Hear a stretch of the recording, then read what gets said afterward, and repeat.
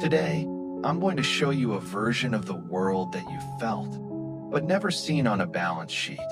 You've been told that wealth is about how much you earn. You've been told that if you're struggling, it's because you aren't working hard enough or saving your pennies. But what if I told you that the very act of being broke is a luxury that you literally cannot afford? Welcome to the poverty premium. It is a quiet, ruthless economic system designed to charge the people with the least amount of money the highest price for survival. It isn't a conspiracy, it's just math. But it's math that is designed to keep you in a hole so deep you can't see the rim. Let's look at two men, Sarah and Mark. Sarah has $10,000 in her savings. Mark has $10. Both need laundry detergent. Sarah goes to a bulk warehouse and buys a 200 load tub for $20. She pays 10 cents per load. Mark only has $5 to his name. He goes to the corner store and buys a small bottle for $5 that lasts 10 loads. He pays 50 cents per load.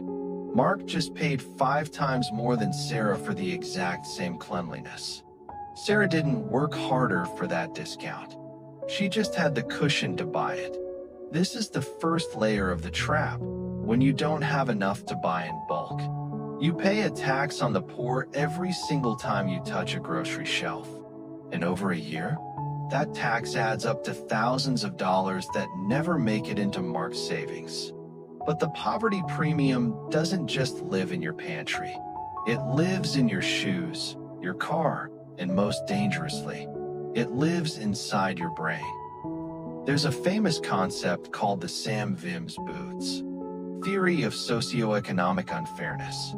It sounds like a joke, but it is the most accurate description of the poverty trap ever written. Vims reason that a really good pair of leather boots cost $50. Those boots would last 10 years, but an affordable pair of boots, the kind a poor man could actually buy, cost $10. They were okay for a season, but then they leaked.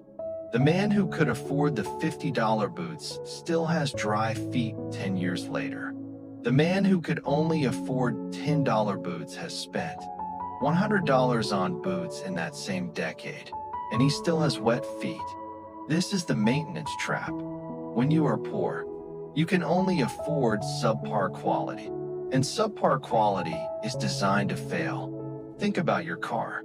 If you have money, you buy a new car with a warranty. Your maintenance cost for 3 years is $0. If you're broke, you buy a $2,000 beater. Within 6 months, the alternator dies for $100. 3 months later, the brakes go. $300. You are spending $1,500 a year just to keep a $2,000 car on the road. You are paying a reliability tax. You are working 40 hours a week just to fund the repairs on the machine that gets you to work. You aren't building a life. You are literally paying for the privilege of staying exactly where you are.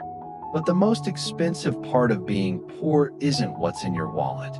It's what's happening in your head. In 2013, researchers found something terrifying. The state of poverty can actually lower your effective IQ by 13 points. Think about that.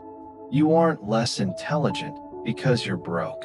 You are less intelligent because you are under the stress of being broke. This is the bandwidth tax. Your brain is like a computer.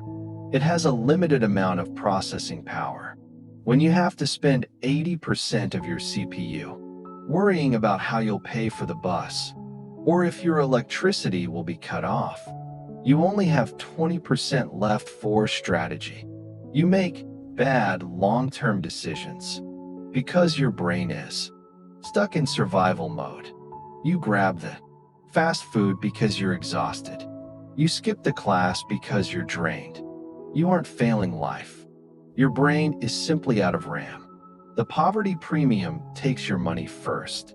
Then it takes your ability to think your way out of the trap.